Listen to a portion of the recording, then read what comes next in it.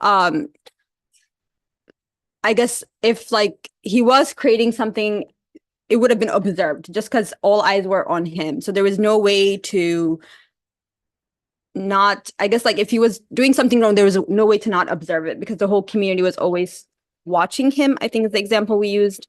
And then there was a question that came up of why is Quran in Arabic? Like why not Urdu, why not other language? That kind of idea came up. And the way we answered that was it's still a language. It's a language that all of us can comprehend and understand. So it's a language that's understood by every human is how we answered that question.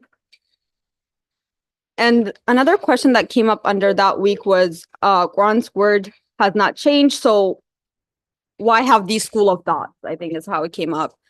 And the way we said it is like when these school of thoughts are not saying like this is the speech of God. They're saying this is our interpretation of the speech of God.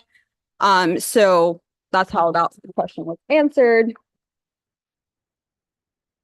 And then,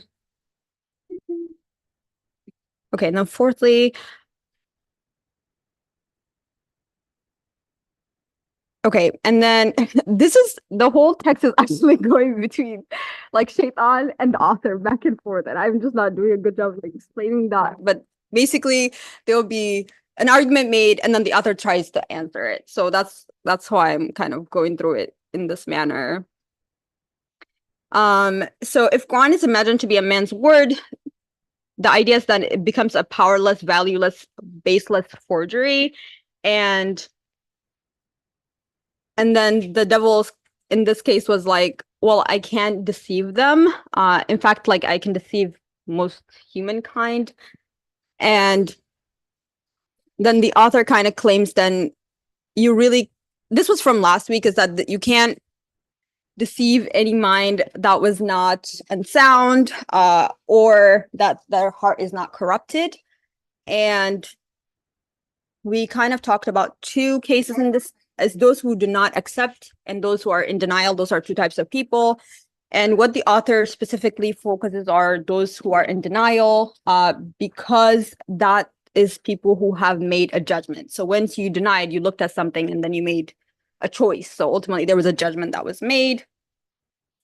And the way the author gets at that specific point is to say that if you are in denial, it's because of heedlessness, misguidance, and the way that comes up is if you have a wrong foundation, a wrong premises, then it's very easy to have a wrong conclusion, because oftentimes you'll be seeking to answer your own statement rather than seeking to try to understand what the Quran is saying. So it's very easy to conclude with whatever you started with already.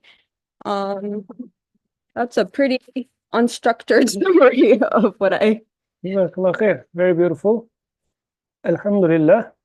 And today we will start a new text, and the part that we start with is going to be a follow-up to the last part, like about denial, who denies and whatnot. But from there on, the topic will start changing. So inshallah, today we will start studying the seventh ray from the book Rays. If you can open it up from your phones. We don't have hard copies, unfortunately. A link that I could send. Atik, can you help us with that? What number? Seventh ray. If you open the book, the rays, you can take it from there, and maybe Atik can send us the link. You don't have it? No, they have. You said what page? Seventh ray. Okay. So just a brief intro about what this text is about. It's called the Supreme Sign, Ayatul Kubra. And this treatise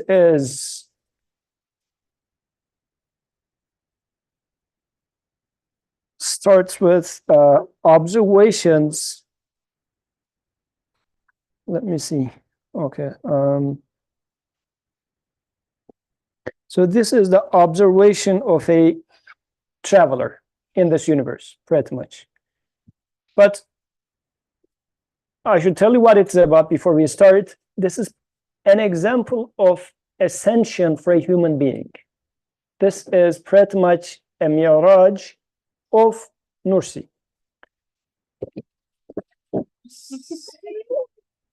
It's good. He is good. So he is going to good. Oh, okay. So he is going to talk about the journey of a human being in this universe. I'm going to read the introduction really quick, and we will start with the actual text. Before the text starts, since it's a heavy text, author makes a disclaimer. So I will very quickly read this disclaimer. The seventh ray, the supreme sign. An important warning and statement of purpose. Not everyone will be able to understand all the matters discussed in this most significant treatise, but equally, nobody will remain portionless. If somebody enters a garden, he will find that his hands cannot reach all the fruit it contains, but the amount that falls within his grasp will be enough for him. The garden does not exist for him alone. It exists also for those whose arms are longer than his.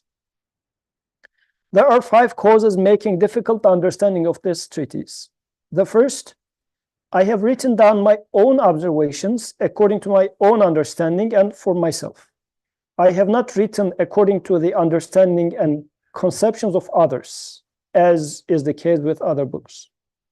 The second, since the true affirmation of divine unity is set forth in this book in the most comprehensive form, by virtue of a manifestation of the supreme name, like Ismul A'azam, the subjects discussed are extremely broad, extremely profound, and sometimes extremely long. Not everyone can comprehend these matters all at once. The third, since each matter constitutes a great and extensive truth, a single sentence will sometimes stretch out over a whole page or more. In order not to fracture the truth in question, a single proof requires copious preliminaries. There are going to be very long sentences in this text. The fourth, since most of the matters contained in the book have numerous proofs and evidences, the discussion sometimes becomes prolix through the inclusion of 10 or 20 proofs by way of demonstration. Limited intelligences cannot understand this. The fifth, it is true that the light of this treatise came to me from the effulgence of Ramadan. Nonetheless, I was distraught in a number of respects, and I wrote the book hastily at a time my body was racked by several illnesses without revising the first draft. I felt, moreover, that I was not writing with my own will and volition, and it seemed inappropriate to rearrange or correct what I had written according to my own thoughts. This, too, resulted in rendering the book difficult of comprehension. In addition, a number of sections in Arabic crept in, like part of it was written in Arabic, and the first station written entirely in Arabic was removed and made into a separate work.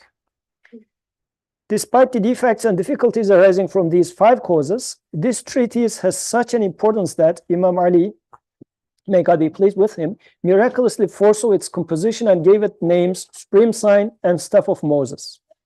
He looked upon this part of the Risale-i Nur with special favor and directed men's gaze towards it.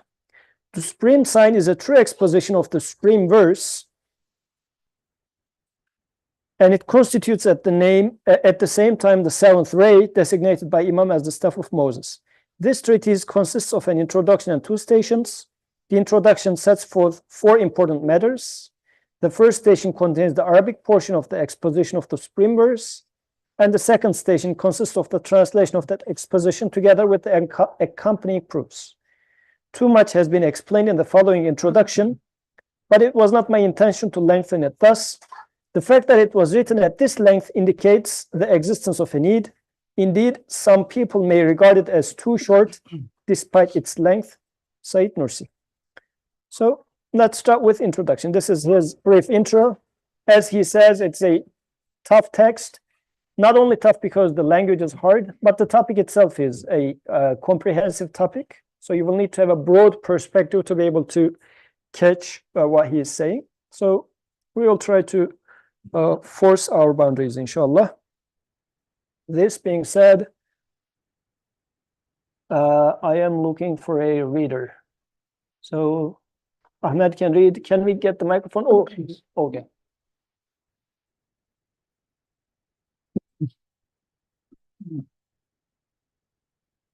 And the verse here is وَمَا خَلَقْتُ الْجِنَّ وَالْإِنسَ إِلَّا لِيَعْبُدُونَ. Yeah, go ahead. I created not jinn and mankind except that they might worship me. According to the meaning of this mighty verse, the purpose for the sending of man to this world and the wisdom implicit in it consists of recognizing the creator of all beings and believing in him and worshiping him. The primordial duty of man and the obligation incumbent upon him are to know God and believe in him, to assent to his being and unity in submission and perfect certainty. For man, who by nature desires permanent life and immortal existence, whose unlimited hopes are masked by boundless afflictions, any object or accomplishment other than belief in God, knowledge of God, and the means for attaining these, which are the fundament and key of eternal life, any such object or accomplishment must be regarded as lowly for man, or even worthless in many cases. Since this truth has been proven with firm evidence in the Risale-e-Nur, we refer exposition of it to that setting forth here within the framework of 4 questions, only 2 abysses that shake certainty of faith in this age and induce hesitation. The means for salvation from the first abyss are these 2 matters. The first matter, as proven in detail in the 13th flash of the 31st letter, in general questions, denial has no value in the face of proof and is extremely weak. For example, with respect to the sighting of the crescent moon at the beginning of Ramadan the Noble, if 2 common men prove the crescent moon to have emerged by their witnessing it, and thousands of nobles and scholars deny it, saying, "We have not seen it," their negation is valueless and without power to convince. When it is a question of proof, each person strengthens and supports the other, and the consensus results. But when it is a question of negation, there is no difference between 1 man and 1,000. Each person remains alone and isolated. For the one who affirms looks beyond himself and judges the matter as it is. Thus, in the example we have given, if one says the moon is in the sky, and his friend then points his finger at the moon, the 2 of them unite and are strengthened. The one who engages in negation and denial, however, does not regard the matter as it is, and is even unable to do so. For it is a well-known principle that a non-particularized denial, not directed to a particular locus, cannot be proven. For example, if I affirm the existence of a thing in the world and you deny it, I can easily establish its existence with a single indication. But for you to justify your negation, that is to establish the non-existence of the thing, it is necessary to hunt exhaustively through the whole world and even to examine every aspect of past ages. Only then can you say it does not exist and never has existed. Since those who negate and deny do not regard the matter as it is, but judge, rather in the light of their own souls and their own intelligence and vision, they can in no way strengthen and support each other. For the veils and causes that prevent them from seeing and knowing are various. Anyone can say, "I do not see it. Therefore, in my opinion and belief, it does not exist." But none can say it does not exist in actuality. If someone says this, particularly in question of belief, which look to all universe, it is a lie as vast as the world itself. And he who utters it will be incapable of both speaking the truth and of being corrected. In short, the result is one and single in the case of affirmation, and every instance of affirmation supports all other instances. Negation, by contrast, is not one, but multiple. Multiplicity arises through each person saying concerning himself, "In my opinion and view," or "in my belief," and leads to multiplicity of result. Hence, each separate instance cannot support all other instances. Therefore, with respect to the truth with which we began, there is no significance in the multiplicity and apparent predominance of the unbelievers and deniers who oppose belief. Now, it is necessary to refrain from introducing any hesitation into the certainty and faith of a believer. But in this age, the negations and denials of the philosophers of Europe have induced doubt in a number of unfortunate dupes, and thus destroyed their certainty and obliterated their eternal felicity. Death and the coming of one's appointed hour, which afflict 30,000 men each day, are deprived of their meaning of dismissal from this world and presented as eternal annihilation. The grave with its ever open door constantly threatens the denier with annihilation and poisons his life with the bitterest of sorrows. Appreciate then how great a blessing is faith and the very essence of life.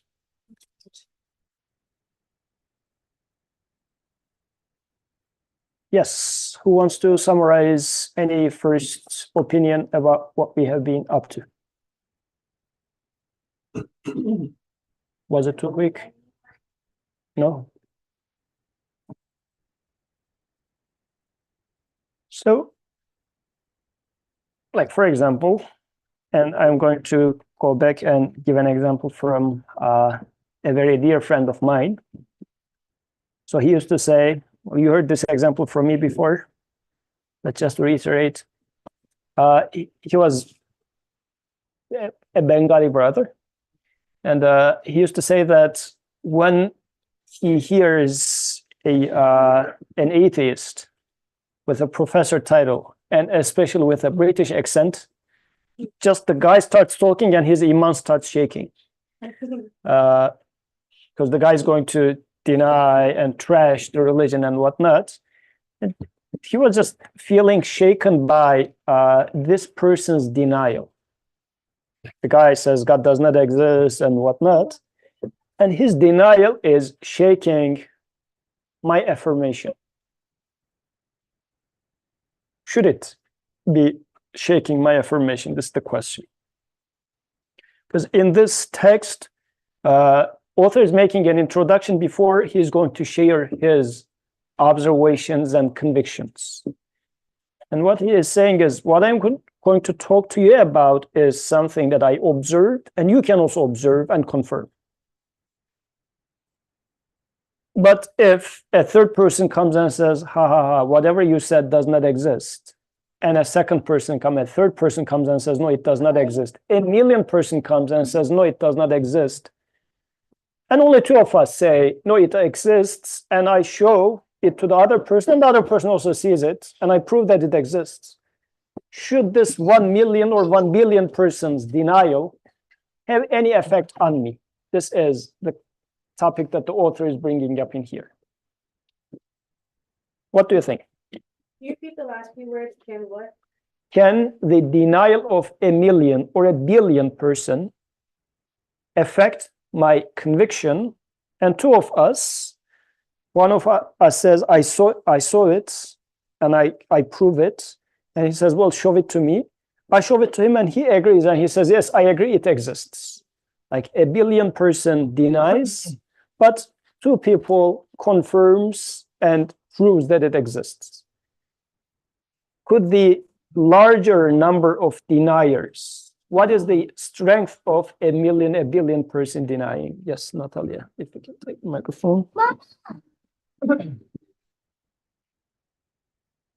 I think now the reading is a little clearer, but it's much easier to have two people, like to have your claim corroborated by someone that can see it just like you. Like when you can point at the moon and the other person is like, yeah, it's there. That's very easy and it makes sense. But the deniers have to, let's say the claim is that the moon exists, the denier would have to go through the entire world and find that I've seen everything that exists and the moon is not there. And that's way harder to do. So that shouldn't concern you, right? Like that it should only concern you that, hey, I see it. I have another person, like literally only one other person that sees it. So I'm not crazy. It's there. These other people don't see it for whatever reason. It does say in the reading that they may have different concerns on to why they don't see it. So I should not concern myself with it. Yep, Jazakallah khair. Does this make sense? What do you think about the question? Is it a question that you felt in yourself? Or how about the argument that the author is providing? Because in here, the topic that we are discussing about is, we do observe the existence of the universe, but does there exist a maker of this universe? People will come up and say that, well, no, there is not, because I don't think so, because this, because that. And then he says just two people coming up with a proof, and the other one agrees with this proof. Like it needs to be a proof, underline this one. It shouldn't be I fancy and the other saying, yeah, I also fancy there must exist a God. That's not the idea. But as long as two proofs support each other, then these two is supporting each other. It's strengthening each other. But 1 million denial doesn't add up. This is the claim here. Yes, Dua has a comment there.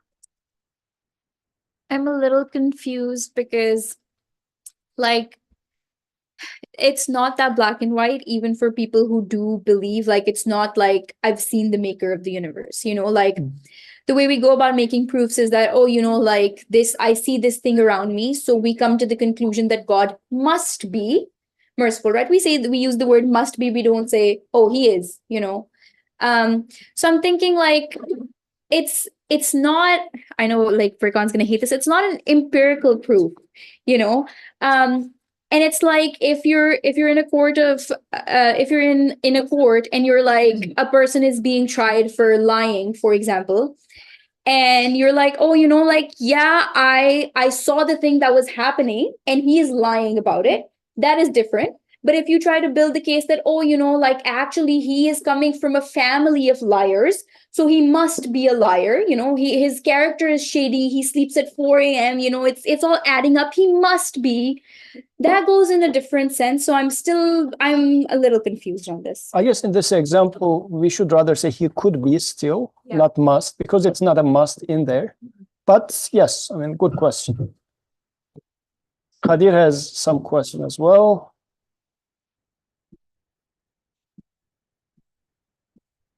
I had like exactly the same question like that to ask right now. Is like how do we define what is like right and wrong for like one believer? Because like you can't say this proof like or this certainty exists and I am believing in it. So I like my faith is on this, and then this line is very interesting for me if like someone could go over it. Now it is necessary to refrain from introducing any hesitation into the certainty and faith of a believer. So why does the author need to specify this? Like, why shouldn't you question your faith? Like, because the way we've read, like, Iman is an ongoing process, like it's up and down. So you should keep on like renewing your faith. So why does the author like say this line as well? So let me just correct this line for the translation. It should have sounded like this. Now, although it should not give any hesitation to believers' faith in this age, large number of deniers are shaking people's faith. That's what he's saying. Although it shouldn't have any effect whatsoever, because a billion people, a zillion people, doesn't matter. All of them are, since it's not adding up, but he says, unfortunately, in this day and age, like common people are losing their faith or getting shaken and saying that, look, such and such professors or developed countries. Look at religiosity in developed countries. But the more developed you are, the lesser you're a believer. So it looks like belief is something just for poor people. And it's starting to shake your conviction. Should it be shaking it? Brother Bikar.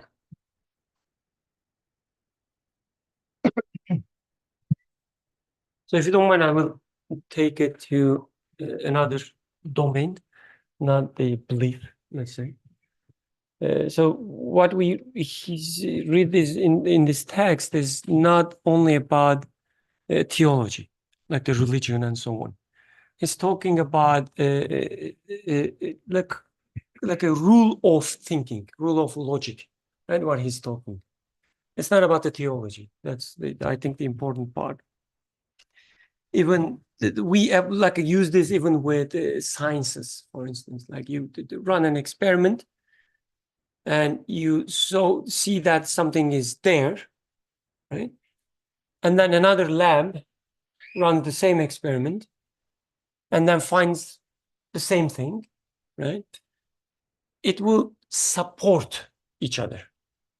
Your conviction about this finding would be increased when an independent entity would replicate your findings. When somebody else runs the experiment and cannot find what you found, you may have some, you may say that, okay, maybe, they didn't do this, they didn't do that, and so on and so forth. So when the outcome is not finding something, right? Regardless of the number of repetitions and so on, you wouldn't say it's an evidence for the outcome that I found doesn't exist, right? You wouldn't say that. You will always say that, oh, maybe they did this in a different way, or maybe their material were different, and so on and so forth. When you find something and somebody else do the same thing again, they support each other, they sum up. But not finding something does not add up. Okay? You may say that, okay, let me check again. You may redo it and so on and so forth. But the number of, again, non-finding do not sum up. That's a generic rule of logic. So a simpler example would be, there's a machine, there's a, the LED somewhere, like the light.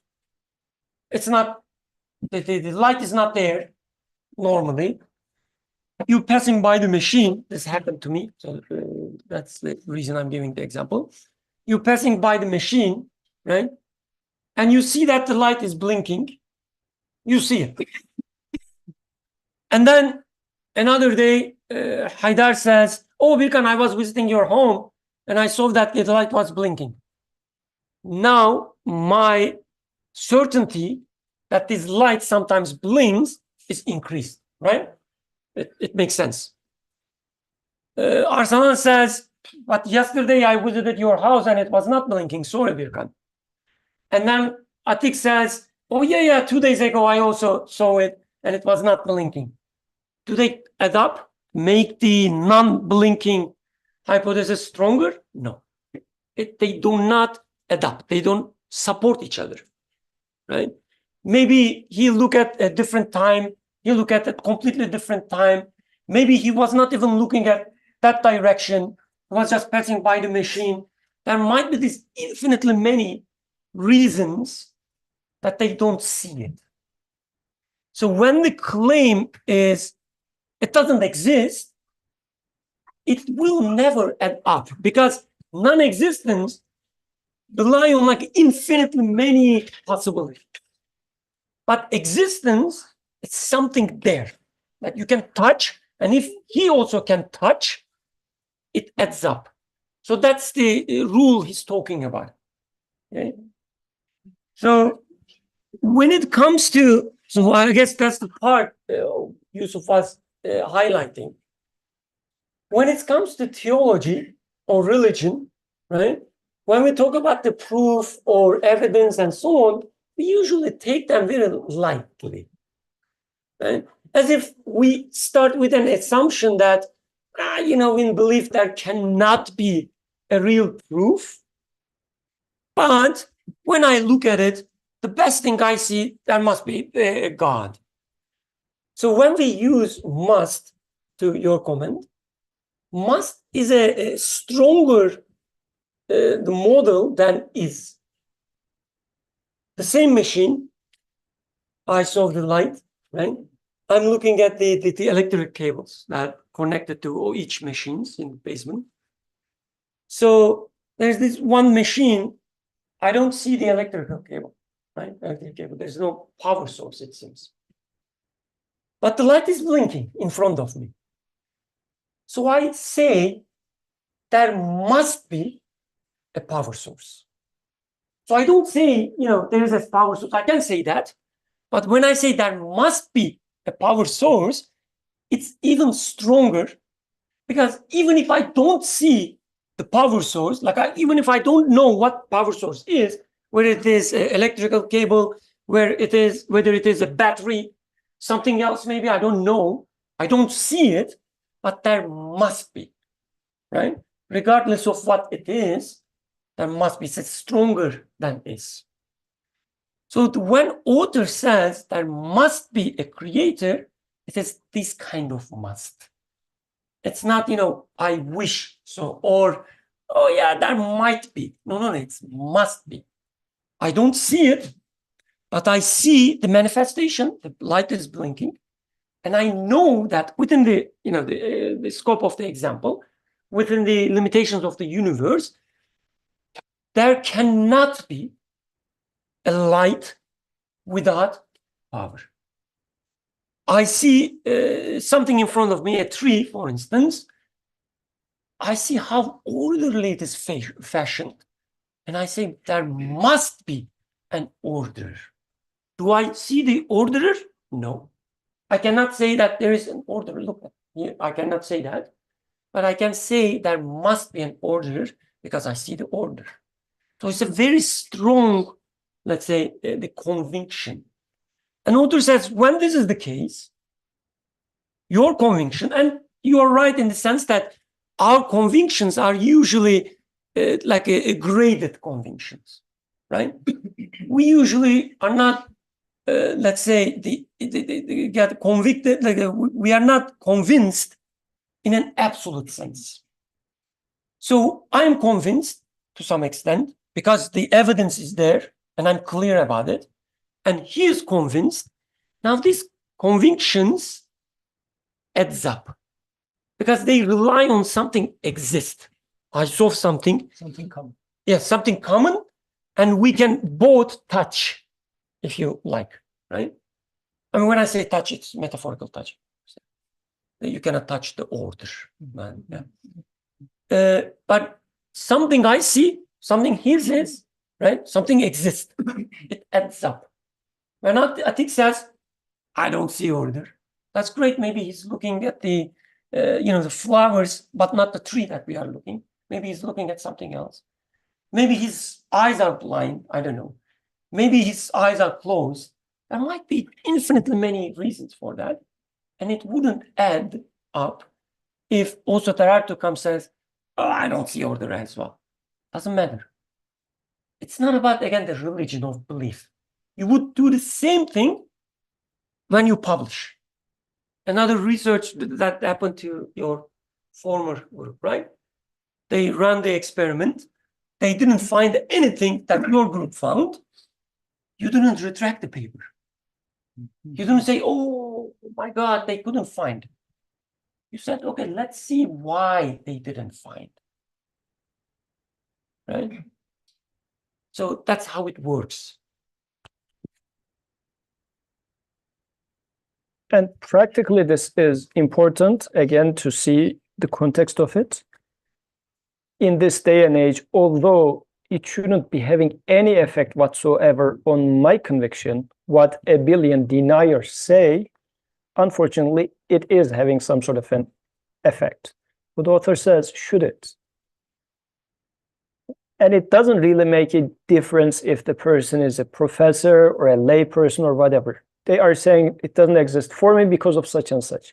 And in this case, what is being denied, and author is also making a point about it, if my claim was that there's an elephant in the room, like it's a restricted environment, and I'm making a claim that there's an elephant in the room, then maybe you can argue against this, because as human, we have the capacity to look everywhere in the room. But maybe I have a small elephant in my pocket, and based on this, I am saying this claim. If I can prove it to a second person, again, it adds up. But then Ahmed comes and says, well, I look at the room, I couldn't see it. I would say, well, you didn't look at my pocket, let's assume. But still, humanly, it's possible to look everywhere in a limited room. What is our claim now? The claim in this case is there is no creator whatsoever. There is no afterlife. You are just making it up, right? What do you mean? Like, you need to go through the whole time, whole space, everywhere, and say that no such thing exists. This is beyond human capacity anyways. In this case, whomever makes such a claim are making a claim from their limited perspective. This is why it's not going to add up. Darartu had a questioning eyes. Any question there? Okay, there are two questions. Okay. Dara goes first. Okay. I guess I was just wanting to differentiate because like we talked about the denial aspect in terms of like if I'm denying, but I'm also just fulfilling my conviction. I'm like, oh, I don't see that thing, but I had a pre-assumption. So I'm assuming when I do my research that I'm like, oh, based on this research this is what I expect to find. So I already have something in mind. I go ahead, I do it. And then I'm like, see, I found it. Now, based on that idea, somebody else is like, I see it too, where you're coming from, I guess, like based on that pre-assumption. And now those are the two people. Like, I'm not getting the difference in number, I guess, between 2 versus billion versus like a solo conviction. What would that difference is? Because I think both can have faults where I'm just fulfilling my own assumptions ultimately of what I'm seeing. So the initial premises. Yeah, like why 2 versus like a billion or whatever? Why not just like one person's thought of what they saw? Why do you need another person to see? So I guess the main point in here is that proof of the existence adds up, but denial does not add up. This is the main point here. Like 2 versus a billion, like 2, 3, 10 doesn't matter, but when it comes to proof of existence, it adds up. So you can get strength from another person's proof as well. So in your example, for instance, like, so the one person is looking for something and finds it, but maybe he had some biases, right? So this doesn't mean that when you find something, it has to be true. It says if you find something and if you see something, right?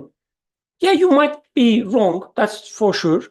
But if somebody else also finds the same thing, it adds up. Your conviction would, become stronger. You say, you find a result and you say, well, yeah, I might be wrong, but I found it, right? We are that much convinced. Dua finds the same thing in an independent study, right? Now you are that much convinced. And Zarin said does the same thing and find the same result. You say, okay, maybe I might be biased, but it seems it is real. As the findings increases, it adds up. But when, again, the other people says, no, I didn't see it, the numbers do not add up. They don't support each other. So yeah, you might be wrong in what you found, but as more evidence comes, it becomes, stronger. Does this make sense or no? Dara too? No, it doesn't make sense. I guess I don't understand why denial wouldn't add up, to be honest. Because like if Zareen is like, oh, I did that experiment, I didn't understand. Like that's not what I got. And then somebody else is like, that's not what I got either. Or is that now, like I'm getting confused there, I think, in So, terms of the I mean, let me simplify the example. Let's say in this room, there is a orchid. And to prove my point, I took a picture of it. And then Birkan came into the room and he recorded a video of it.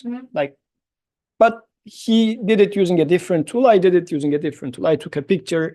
He took it with a video camera. Then Atik comes into the room and he comes out, says, well, no, there's no orchid.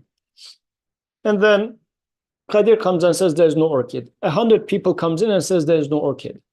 But in our case, I show it. Here's the picture. He shows it. Here's the video. Let's come in. We are going to show it. It is there. Like we are able to prove it and we are supporting each other. But for all those people who didn't see them, it might be all different reasons because it is there. But not seeing could be of different reasons. Atik says, well, my neck was having some issues. If it was somewhere high, well, I was not able to raise my head. And then For Qadir says, well, my eyes a little hurting today. Like everybody has a different reason why they couldn't see it. But again, the main point here is people who can prove it are able to prove it. This is the important part. Like if we say that, one was just schizophrenic, this is how he was able to imagine an orchid in there. And then the second person was also schizophrenic. So it's not going to be proof, but it's just going to be two people fencing. It's a separate issue because then we're not able to replicate this. It's just somebody coming up with. But the point in here is if it is proof, if there's a proof, two proofs of existence support each other. That's the point. But multiple claims of denial doesn't add up because you cannot prove non-existence. This is the main issue here. And the proof of non-existence that is being claimed in here is as vast as a universe. God does not exist. This is the claim. So how are you going to prove such a claim? This is why it doesn't add up. And a million persons saying God does not exist is not strong at all relative to two people coming up with proofs of God's existence. That's the main point here. Does this make sense a little more? Dua, you had a question? I guess my issue is also with like when people who don't believe, like they talk about believers, they don't say, oh, you didn't see. They're like, yeah, you saw, but you're delusional. And like I feel like I personally have been on both sides of it where I believe some things, but then for people of other faiths who believe in other things, I'm like, yeah, right, you're delusional. So for example, like I was watching a video in which a woman was talking about how her children remember preconception. So her children were like, oh, like, Mom, I remember like I was in the sky and, like Dad came to get me and all that. And she's like, have any of you like also experienced this? And there were so many comments of people being like, yeah, my daughter was talking to me about how like she was playing and then I came to get her and all that. And I'm like reading those comments and I'm like, this feels weird, right? Like these people are delusional. So I'm just wondering, like, like when I believe and I'm like so convinced and people are coming up and corroborating like that they feel too, because it's so feelings based also. How do you not know that it's delusion? And this, again, in here, you're using the word belief as the wishy-washy feeling, not the word conviction or iman. I'm not, yeah. Okay. I'm using feeling, yeah. Okay. But also my other concern is Let's make it clear. Like, if this is the case, if you just have some feelings, wishes and so on, it doesn't add up at all. Like it does not sum up.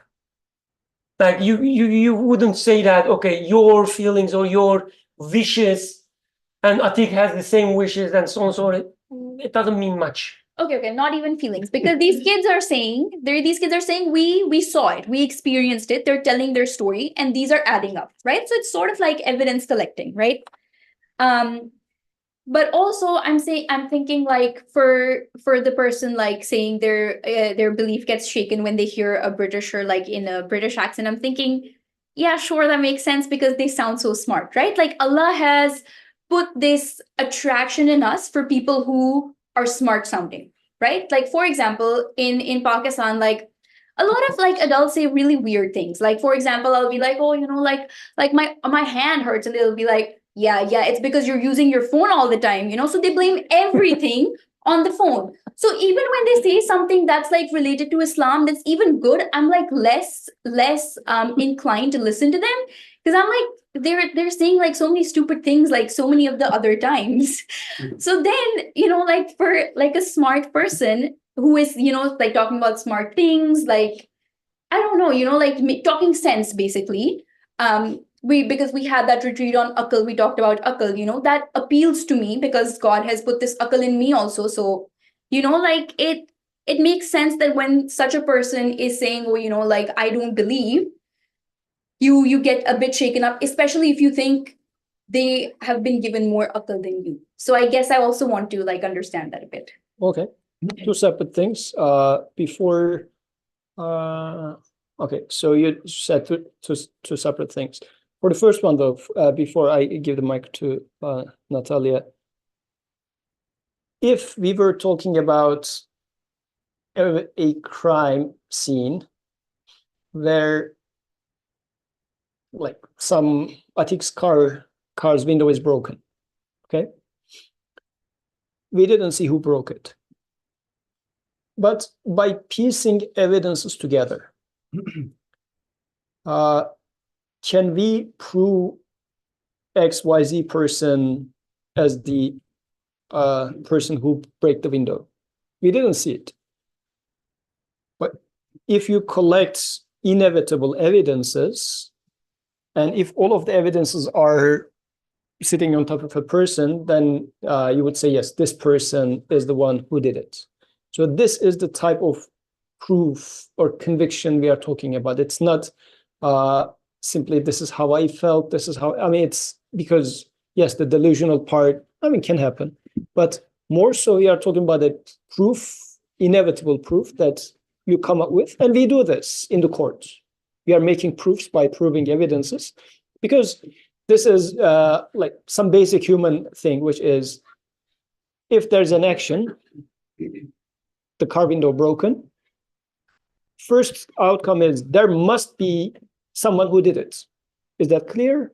Yeah, I mean, if there's an action, there must be a doer. And we are so sure when we say that. So that type of proofs we are talking about, it's not simply wishy-washy. Like, the word belief in here doesn't simply mean, yeah, I believe Atik is a good guy. Not like that.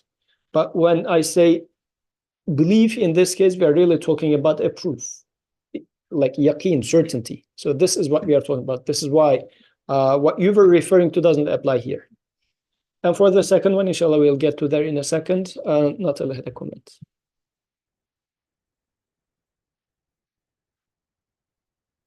Now I'm a little confused because I thought it did apply here.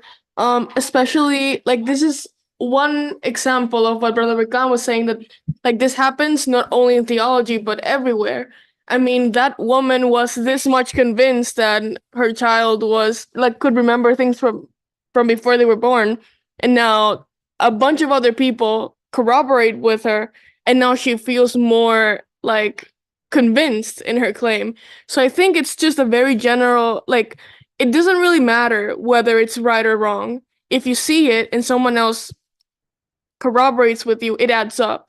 So I think that's the most important part. So the only thing, though, in this case is they are talking about their own observation. Like, I saw this in my dream, I saw this in my dream. So in this case, they are seeing separate things. The example the author mentioning in here is they are looking at the same moon. The example he gives is the moon rises in Ramadan. So they both look at the same moon. This is why their claims support each other. But if I say in my dream, this is what I saw, and Atik says this is in my dream what I saw, we're not seeing the same thing in this case. Like, it is my dream, it is his dream. So this way it's a little fuzzy in there. I wouldn't take it as what he's talking in here. And the matters of belief are not like seeing in a dream. They are really seeing the moon and then arriving to some certain conclusion. And when you see the outcome of an action, and if that outcome is right in front of everybody, such as you see the tree out there, and then you say that, yeah, there must be a maker of this tree, and I point the my finger to the tree, and Atik sees the tree as well, and I explain my reasoning about it, and to the extent it makes sense to Atik, we can come to the same page. But a third person comes and says, yes, I do see the tree, but no, there's no maker of the tree. Why? Like, if I can prove the point, then he needs to prove me why there cannot be any maker of the tree. And proof of non-existence is way harder, if not impossible, than proof of existence. This is why multiple people claiming non-existence doesn't add up. And that's the point here. Well, I think we should also separate. What is the word you used again? Corroboration? Yeah. Corroborate. Yeah, corroborate in a psychological sense versus the logical sense, right? So in the psychological sense, yeah, you feel supported based on many things, right? It doesn't need to have any real basis. So, for instance, you are a supporter of, let's talk about soccer. Who knows about soccer? You know something. You are a supporter of the Liverpool, okay, a team in UK, right? The British. And then he is supporter of the Manchester United. Okay? And as he sees, there are many supporters of the Manchester United, and all the supporters of the Manchester United, they look better than the supporters of Liverpool. Okay? He would feel corroborated in his decision, right? In a psychological sense, he would say, yeah, my team is better. We are in a better community and so on. Would this feeling has any basis? No, it's just waste of time, right? It doesn't mean anything at all. But he does feel this way, and it makes sense that it feels this way. Within the psychological, the science of psychology, you can explain why, for instance. But we're not talking about that. We're talking in the logical sense that he has an evidence pointing to the one aspect of the same thing. I have another evidence pointing to another aspect of the same thing, right? Now they add up and they support each other, not again in a psychological sense, but in a logical sense, they support each other. Okay? But if somebody says, no, I didn't see it, I'm sorry, it doesn't matter. Because we have evidence that supports each other. Again, at the end, like I might be wrong if the way I collect evidence is, I don't know, wrong and so on and so forth. We're not talking about that. We're just saying that if evidence is there and multiple evidences starts coming up, that would add up. And after a certain point, I would say, there's no doubt that I cannot be wrong, I would say. If it is based on evidence, real existing evidence. So that's the idea. It's not how I feel. Any comments, questions? In short, number of unbelievers being large shouldn't have any effect on my conviction. If you are convinced. If I am convinced. On the other hand, other people who are convinced could support my conviction. Like the number of believers or the number of convinced people in terms of Iman could be a source of support for your Iman. On the other hand, number of deniers could not and should not have any effect whatsoever on your conviction because it doesn't add up.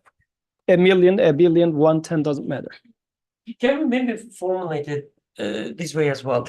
Number of people with evidence adds up, right? They support each other. Number of people without any evidence, let's put it this way, like denial. People with no evidence. Doesn't matter how many of them exist. If they don't have any evidence to support their claim, then the numbers do not add up. So if I say, for instance, oh, no, it doesn't, it's not being created by a creator, it happens by itself. Then you will ask me, show me your evidence. Show me something that it happens itself. You have to show me an evidence. Otherwise, if he also says, oh, yeah, it happens itself, or it says, no, it does not happen itself, but some other causes, make it. There's no creator. Doesn't matter how many of them. They have to show me evidence. If I have evidence.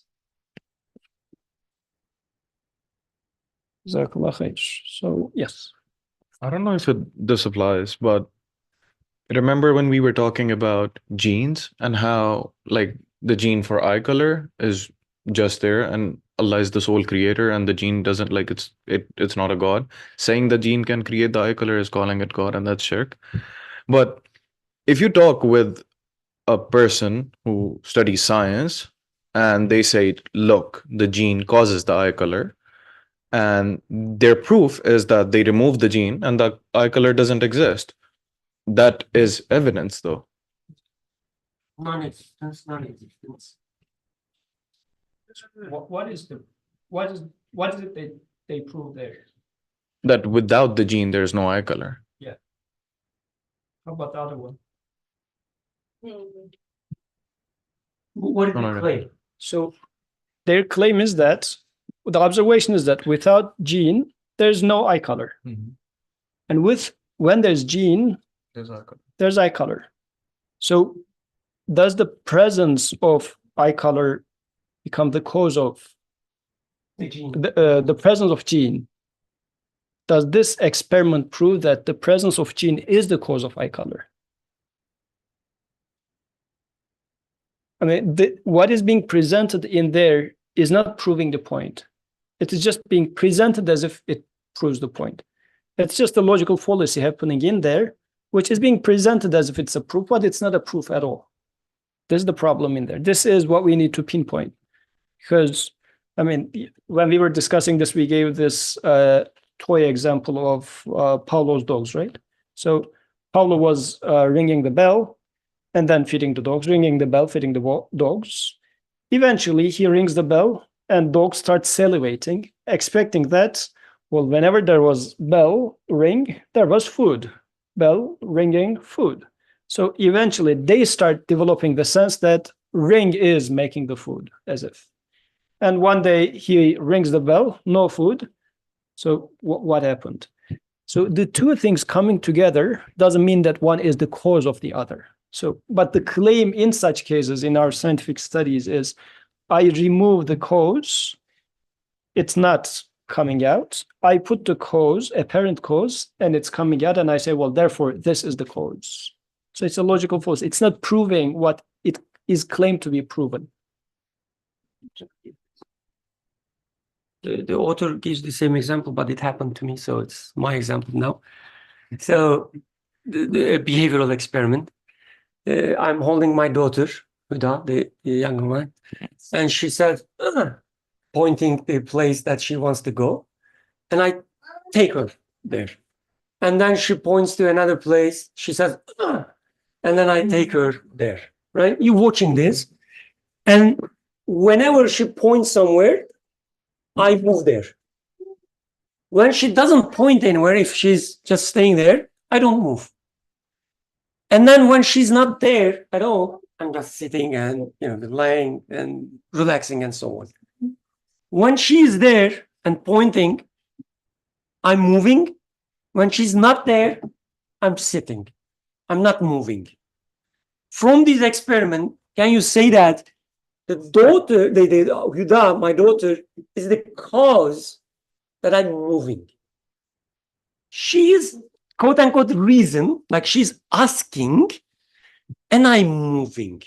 I am within this example, astaghfirullah, I am the creator of the move, not her. Right? We agree on that, right? I have the power, not her. If she had the power, she wouldn't ask. She doesn't have power. She has will in this example. She doesn't have knowledge, nothing.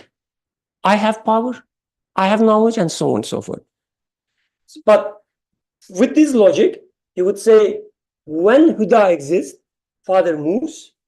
When Huda doesn't exist, father does not move. Therefore, Huda is the mover. No, it's not true.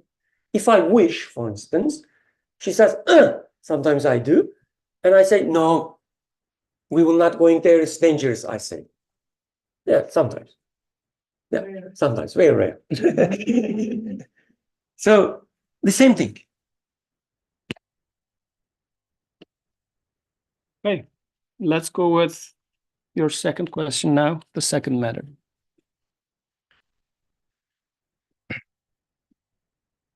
With respect to a problem subject to discussion in science or art, those who stand outside that science or art cannot speak authoritatively, however great, learned, and accomplished they may be, nor can their judgments be accepted as decisive. They cannot form part of the learned consensus of the science. For example, the judgment of a great engineer on the diagnosis and the cure of a disease does not have the same value as that of the lowliest physician. In particular, the words of denial of a philosopher who is absorbed in the material sphere, who becomes continually more remote from the non-material or spiritual and cruder and more insensitive to light, whose intelligence is restricted to what his eye beholds, the words of such a one are unworthy of consideration and valueless with respect to non-material and spiritual matters. On matters sacred and spiritual and concerning the divine unity, there is total accord among the hundreds of thousands of the people of truth, such as Sheikh Jilani, may his mystery be sanctified, who beheld God's sublime throne while still on the earth, who spent 90 years advancing in spiritual work, and who unveiled the truths of belief in all three stations of certainty. This being the case, what value have the words of philosophers who, through their absorption in the most diffuse details of the material realm and the most minute aspects of multiplicity, are choking in days? Are not their denials and objections drowned out like the buzzing of a mosquito by the roaring of thunder? The essence of the unbelief that opposes the truths of Islam and struggles against them is denial, ignorance, and negation. Even though it may appear to be an affirmation of some kind and a manifestation of being, it is in reality negation and non-being. Whereas belief is knowledge and a manifestation of being, it is affirmation and judgment. Every negating aspect of belief is the gate to a positive truth or the veil covering it. If the unbelievers who struggle against faith attempt with the utmost difficulty to affirm and accept their negative beliefs in the form of acceptance and admission of non-being, then their unbelief may be regarded in one respect as a form of mistaken knowledge or erroneous judgment. But as for non-acceptance, denial, and non-admission, something more easily done, it is absolute ignorance and total absence of judgment. In short, the convictions underlying belief are then of two kinds. The first pays no regard to the truths of Islam. It is an erroneous admission, a baseless belief, and a mistaken acceptance peculiar to itself. It is an unjust judgment. This kind of unbelief is beyond the scope of our discussion. It has no concern with us, nor do we have any concern with it. The second kind opposes the truths of belief and struggles against them. It consists in turn of two varieties. The first is non-acceptance. It consists simply of not consenting to affirmation. This is a species of ignorance. There is no judgment involved, and it occurs easily. It too is beyond the scope of our discussion. The second variety is acceptance of non-being. It is to consent to non-being with one's heart, and a judgment is involved. It is a conviction and a taking the part of something. It is on account of this partiality that it is obliged to affirm its negation. The negation comprises two types. The first type says a certain thing does not exist at a certain place or in a particular direction. This kind of denial can be proved, and it lies outside of our discussion. The second type consists of negating and denying those doctrinal and sacred matters, general and comprehensive, that concern this world, all beings, the hereafter, and the succession of different ages. This kind of negation cannot in any fashion be substantiated, as we have shown in the first matter. For what is needed to substantiate certain negations is a vision that shall encompass the whole universe, behold the hereafter, and observe every aspect of time without limit.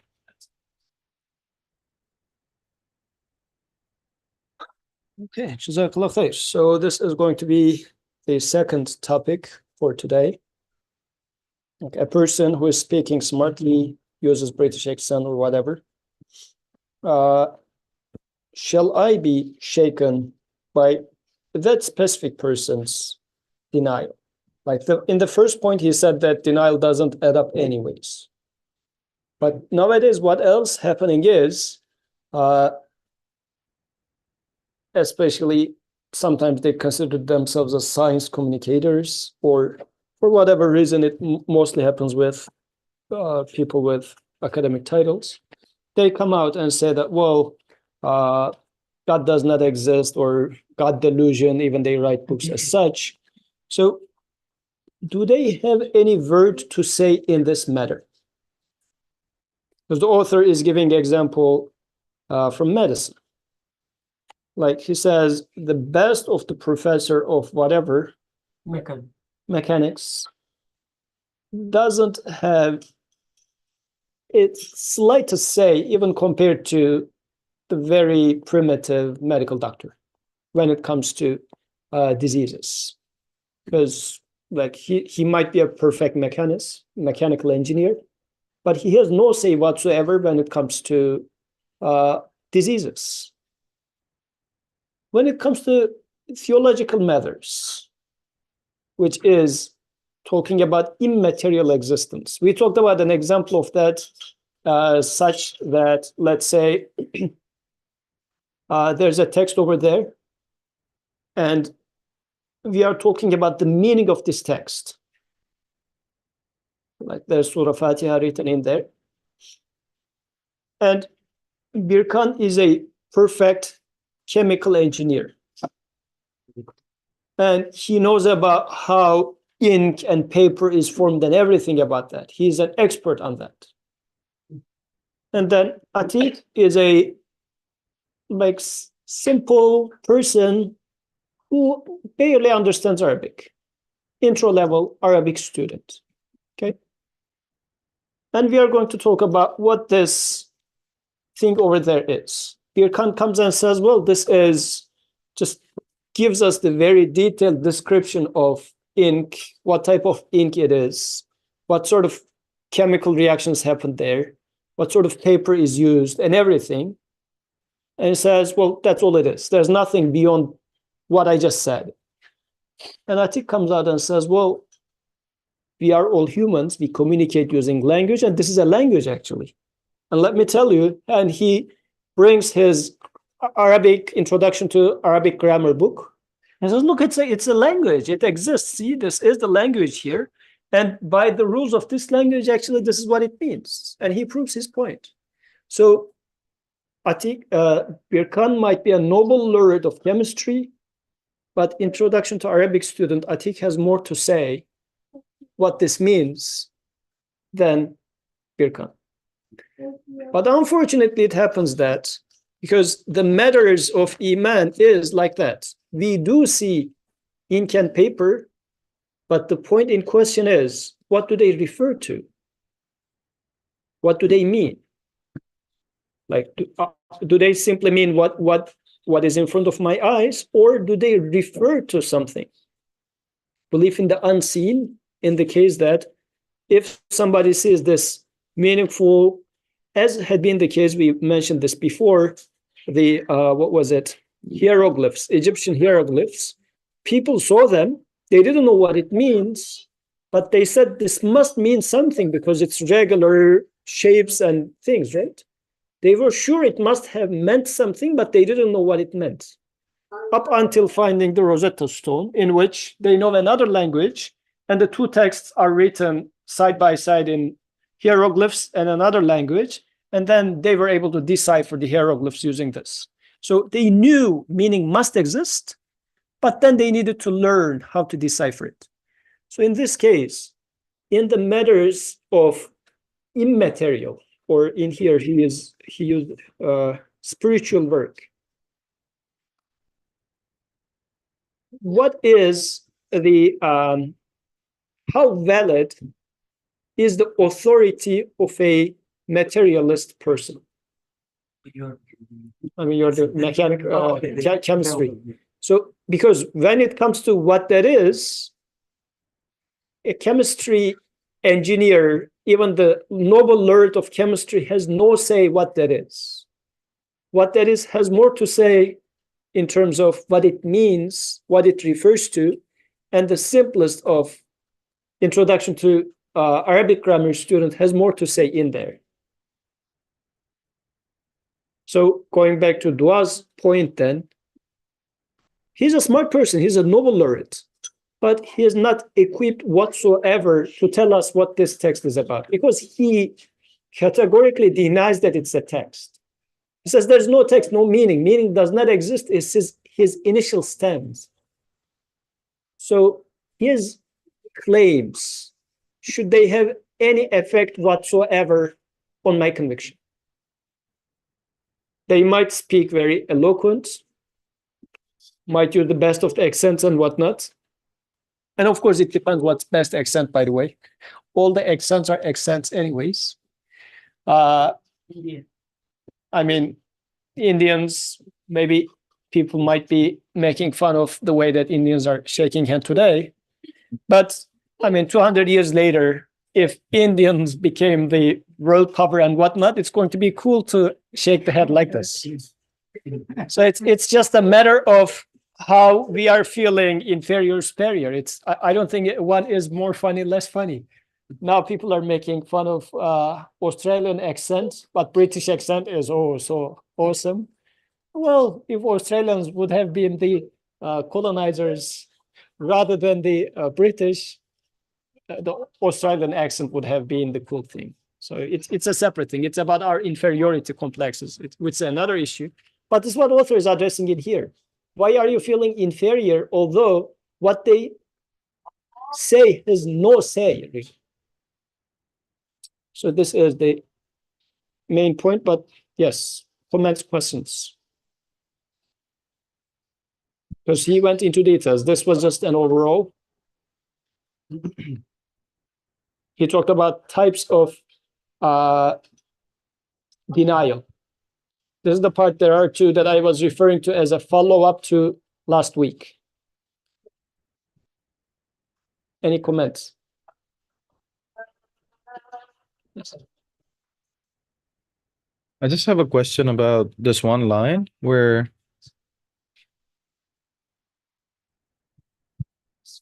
Imam Nursi says that Sheikh Jilani beheld God's sublime throne while still on the earth. Is this like an accurate translation? What does he mean by this?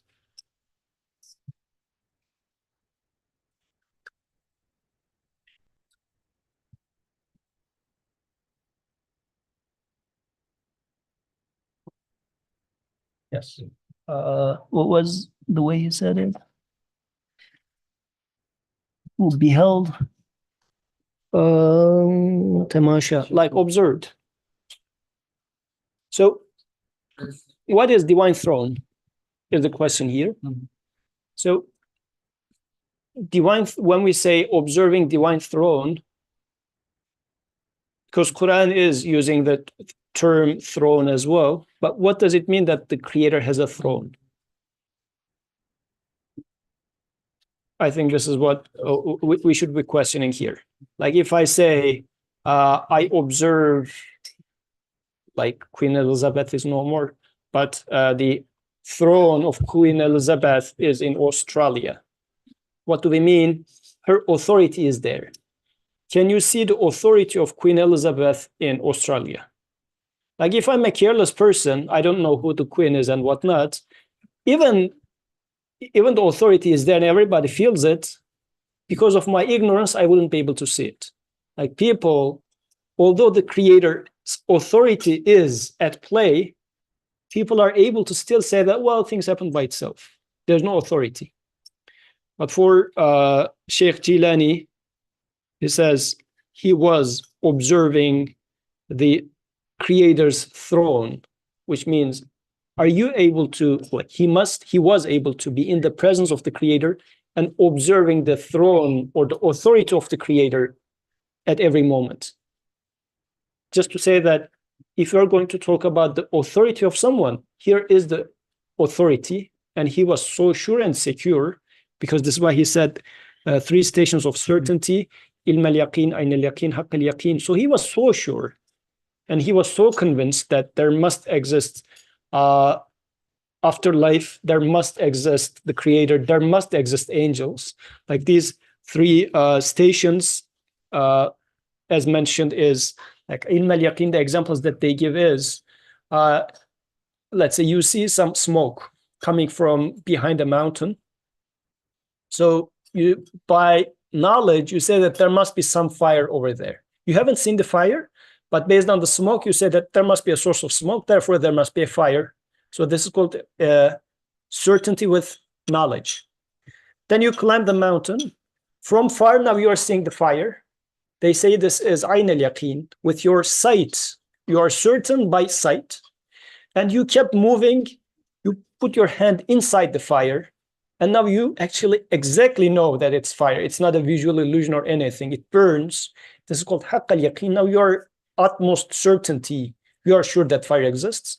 And he says for Sheikh Jilani, he had this 3 levels of certainty in the matters of belief, because all of them are different knowledge types. So such an authority is coming up with proofs. His word and many more like him is saying one thing, and then a biology professor comes and says God does not exist, or God delusion, writes a book which doesn't and cannot prove non-existence, which he will talk. Why I am not taking Sheikh Jilani's word at all, but getting shaken by the other guys.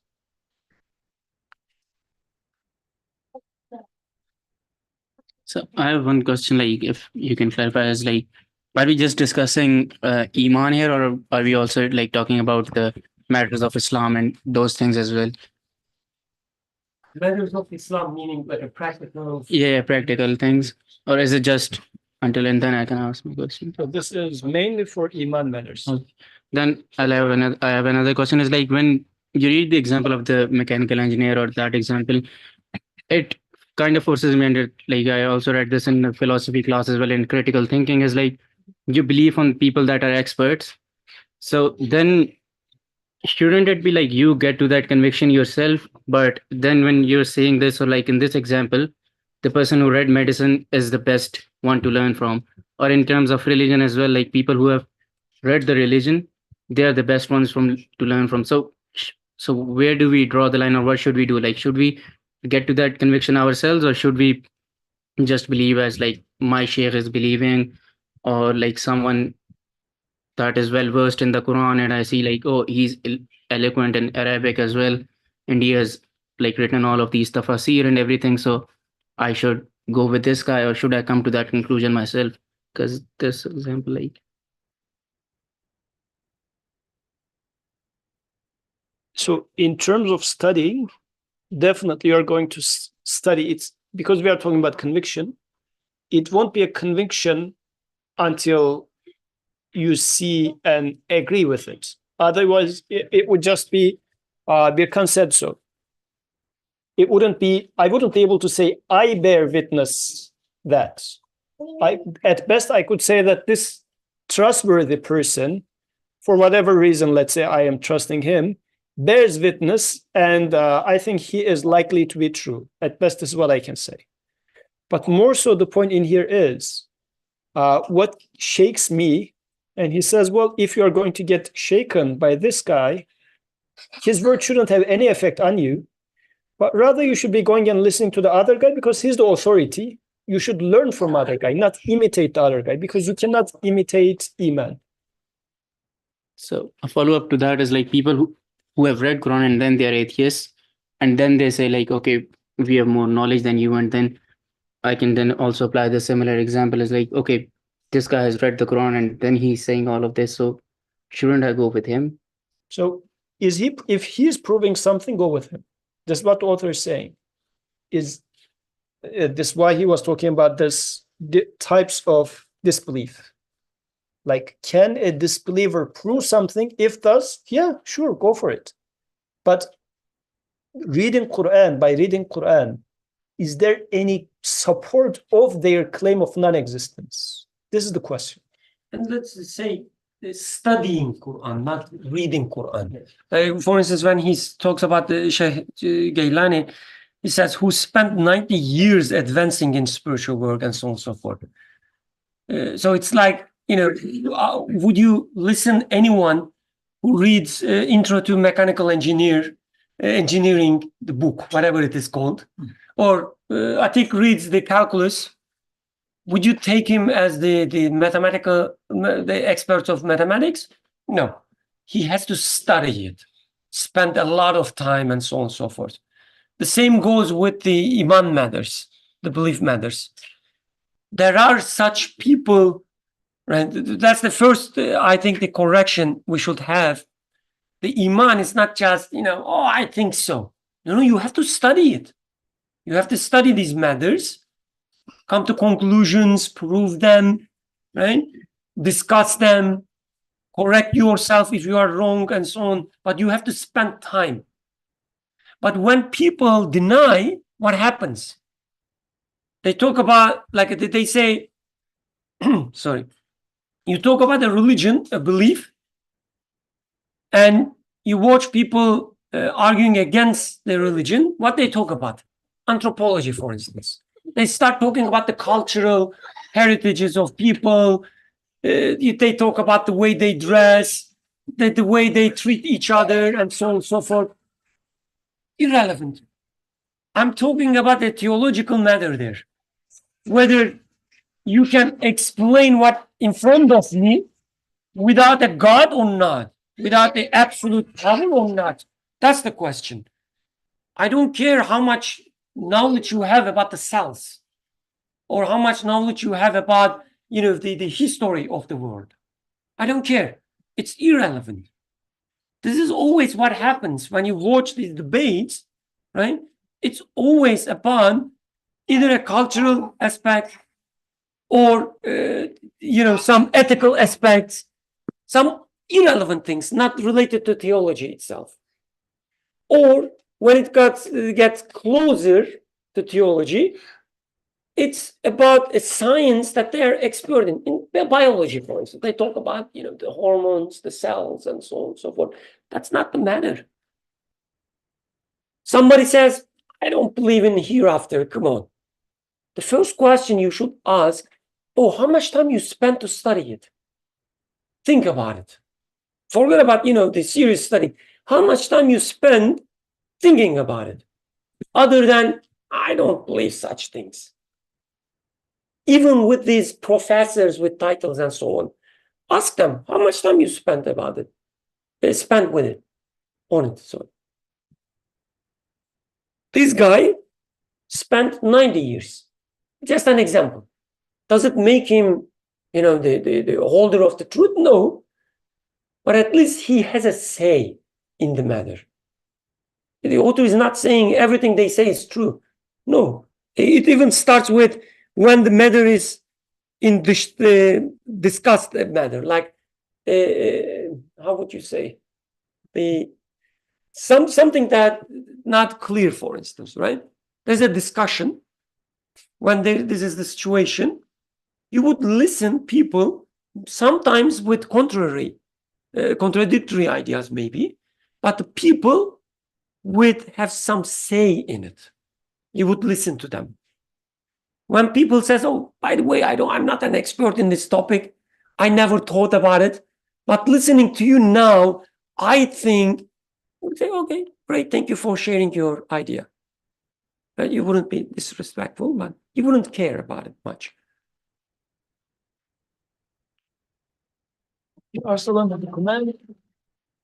So you said that about eloquence, that is it really important? So I was thinking about it when Prophet Moses, he actually prayed to Allah for Prophet Harun to actually go with him because he was more eloquent. I mean, Prophet Moses, he was the one who talked to God himself, but he asked for Prophet Harun to actually go, so he was more eloquent. So isn't it required? Isn't it necessary? Because eloquence does actually, if you are eloquent, you can deliver the message more easily. You can explain it better. So when this one point before I get there, and inshallah we will continue from here, he was saying that the essence of the unbelief that opposes the truths of Islam and struggles against them is denial, ignorance, and negation. So nothing to prove, he says. If I am trying to be using eloquence to deceive people, like I am using eloquence, but I don't have anything to prove. I'm just trying to trick them. So more eloquence in here doesn't make me any more correct because I'm just trying to deceive. If I am more eloquent, yes, I can deceive people more, but it doesn't make me any more correct. So in Dua's statement, it was that the more eloquent they are, the more smart they sound, and I incline to believe them more. So eloquence in this case doesn't make the wrong into right. But in case of proving the truth, if you're eloquent, what that means in this case is you're able to show the different sides of truth more clearly. So it's going to be helping in this case, yes. So eloquence is good if what you have at hand is provable, positive thing, and it's going to make your point clear. But eloquence by itself is not a thing that makes wrong into right. It helps you understand right better, but it doesn't change the nature of what is at hand. It doesn't make right more right or wrong more right. It's just making you understand it better or deceive the other better.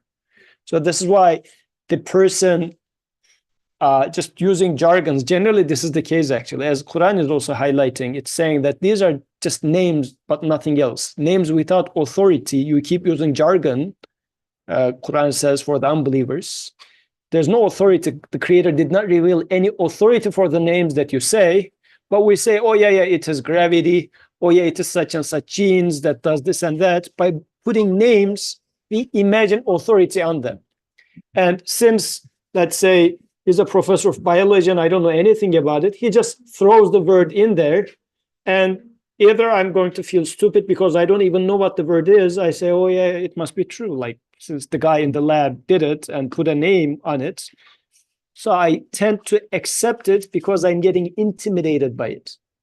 But in fact, I should be saying, well, wait a second, just use a term that I can understand it. Use simple terms. We are talking about human life. Just explain it to me in a way that I can make sense of it, because what we are talking about is matters of existence. So you should be able to explain it to me rather than getting intimidated and saying that, oh, the guy sounds smart, so he must be true. No, what he says has no say in the matters that pertains to the purpose and the meaning. So we should be having this security. This is what the author, and this is why he's starting with this, because in the text that we will probably start reading, not the next week, but the week after, he's going to walk us through the universe, the existence, and we'll say that since this exists, there must exist such and such a maker. So he's going to make proofs to us, which should empower me and increase my conviction.